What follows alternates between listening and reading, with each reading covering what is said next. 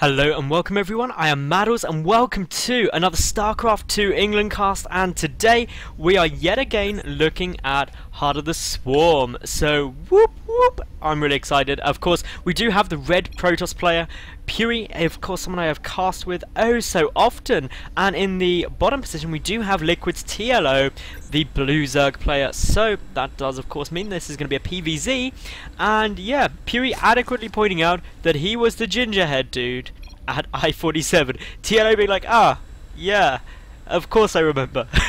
that is me just taking a look out Pughy. TLO may genuinely remember because it wasn't too long ago, and apparently he just played someone else from I-47, so apparently I-47 represent, it is going pretty well. Now, close position, so that means of course one major thing, that if Pughy sticks down a pylon, like here, gotta go right there, then basically very quick warp-ins, very quick resupplies, which is always bad news for TLO.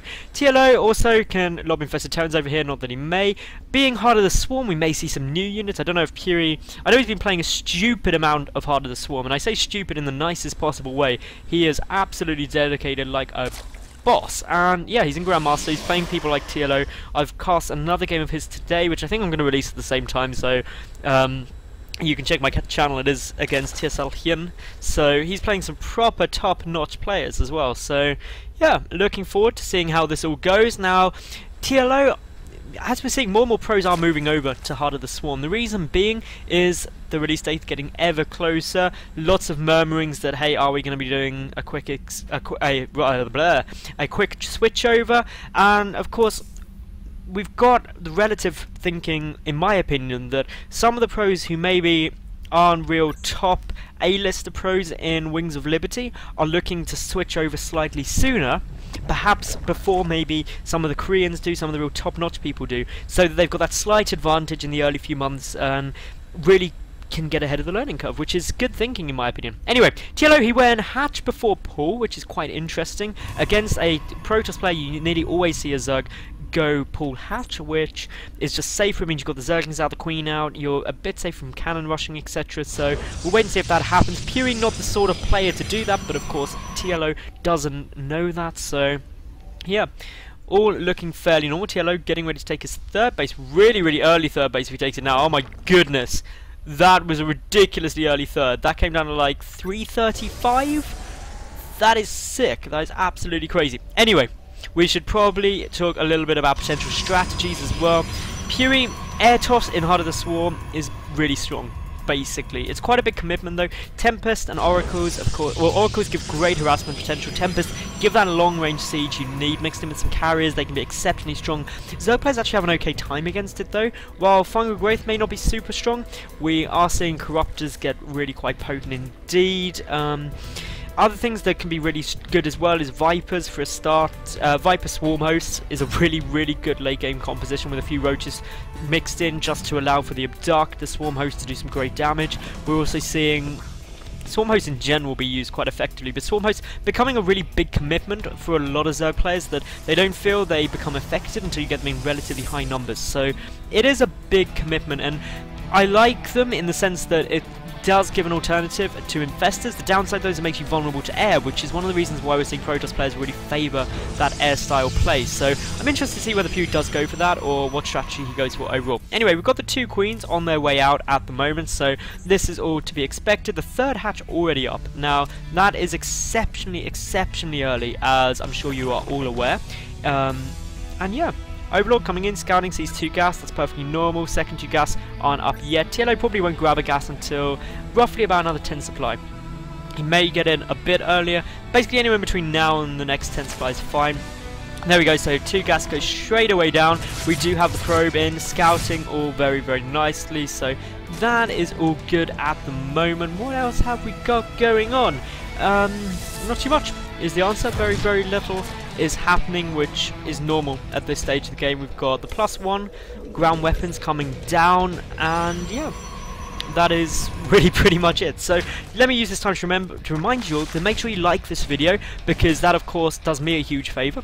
Leave a cool comment as well, tell me what you think of the players, the game, whether I should cast more Heart of the Swarm games or whether I should just stick to Wings of Liberty for a little while longer, and of course follow me on Twitter and all that sort of shenanigans, because that would just be completely baller.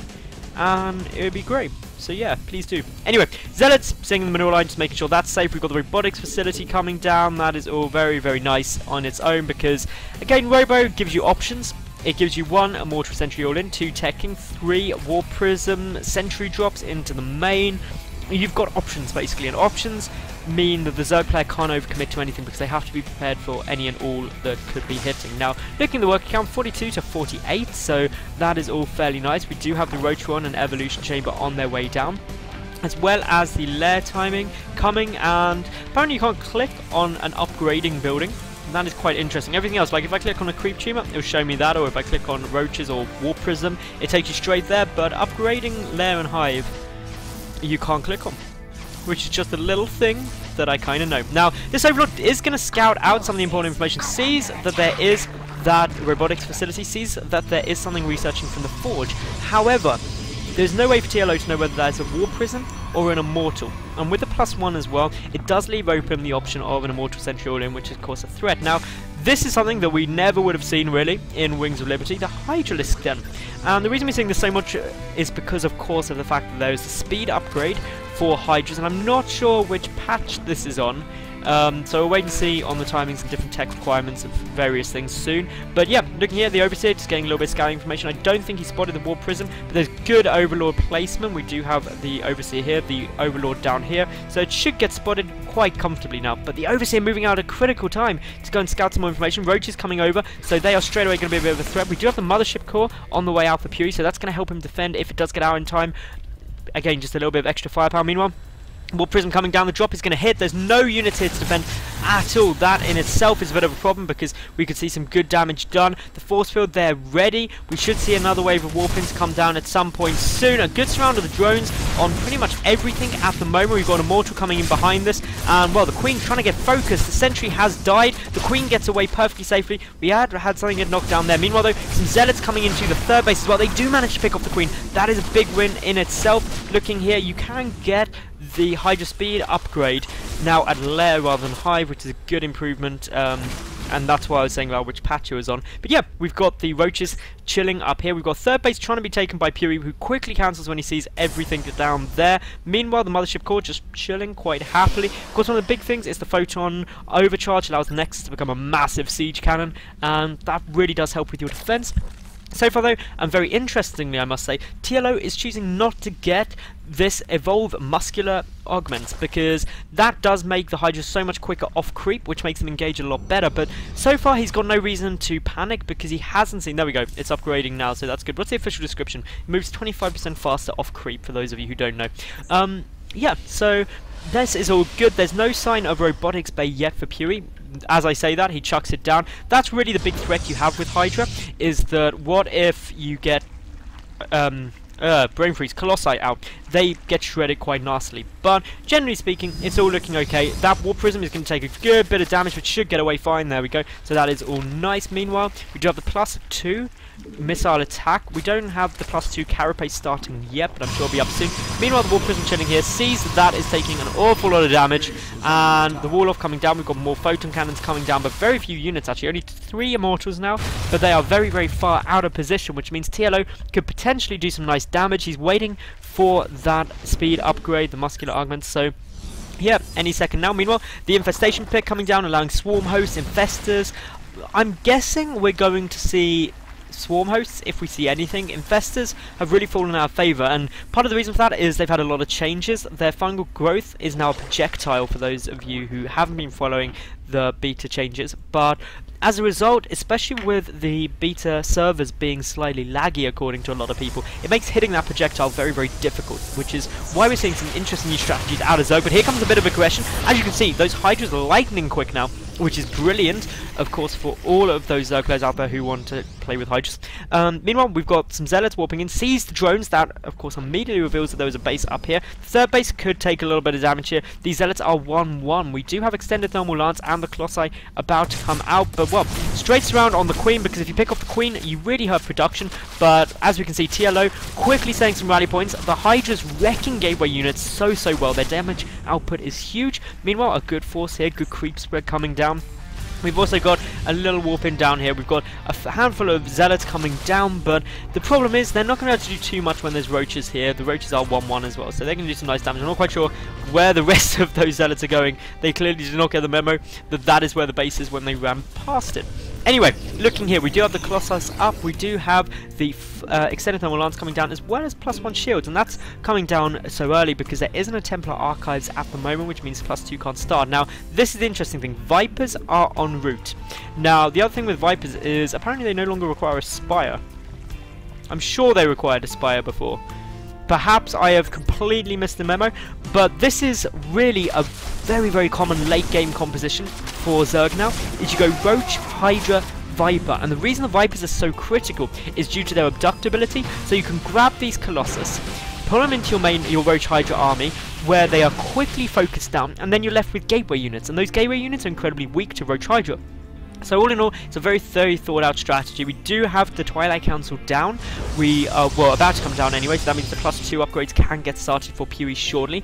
Mass expansions are en route now for the lovely TLO, who's basically expanding all over the map, which is the right thing to do. He's banking up a lot of minerals at the moment. He's at 200 to 200, Pughy at 126. So yeah, he's got a bit of a disadvantage in terms of the upgrade. He's still happily getting down some more units at the moment. We've got the Ultralisk Cavern. Of course, Ultras have been changed as well in Heart of the Swarm to do more damage to everything as opposed to only armored units, which is good. It makes them very, very strong, especially in ZvT. So yeah, this is all looking pretty good. We've got the Hallucinated Phoenix on its way, overseeing everything, but here comes the Vipers. Oh, we can see a good abduct. Where is the massive abduct? There we go. 2 straight away, but unfortunately TLO's army not quite in the right place. They're pulling them back yet again. One Colossus is going to fall fairly quickly, but does manage to just get away. The Vipers do have to be careful. They don't want to engage out of position. They, of course, have no attack. They can only abduct and use Blinding Cloud. They also have that ability where they can consume energy, or rather consume health from a Zerg building to regenerate energy, as we're seeing go down here, which is why we've got the extra evolution chambers, which you may be thinking, you can't get 4 upgrades at a time, what are you doing, TLO? Anyway, in comes the Vipers. We should see a big engagement here, quick grab on those Colossi, and straight away 3 gets focused down incredibly quickly, and that is really where the Vipers are going to excel, and you can see how pro players are going to be able to utilize them ever so effectively, and straight away this gateway force just gets absolutely destroyed by Roach Hydra. The Hydralisk damage is so huge, and there is the GG. So I hope you did enjoy that. Remember, leave me a comment about whether you want to see more Heart of the Swarm games, more Wings of Liberty games, and all that shenanigans. And yeah, I will catch you tomorrow for yet another new cast. Thank you very much for watching. I was Madals, and bye for now.